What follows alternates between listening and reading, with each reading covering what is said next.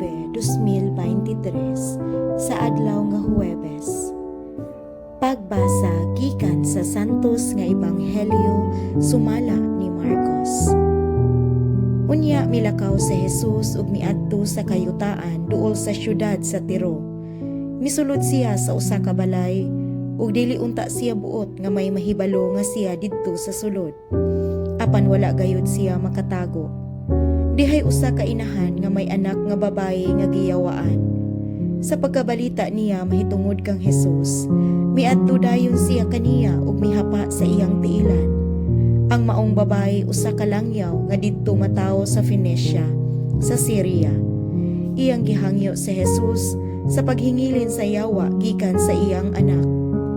Apan si Jesus mitubag. Kinahanglan unahon pagpakaon ang mga anak, dili maayo nga kuhaon ang pagkaon sa mga anak ug ipakaon sa mga iro. Mitubag ang babay.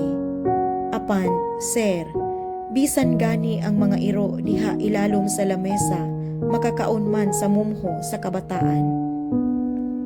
Ug miingon si Jesus kaniya, tungod sa imong gisulti, makapauli ka na.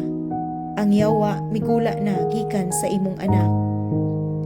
Busa mipauli ang babaye sa ila ug iyang hikaplagan ang iyang anak nga naghigda, wala na diha kaniya ang yawa.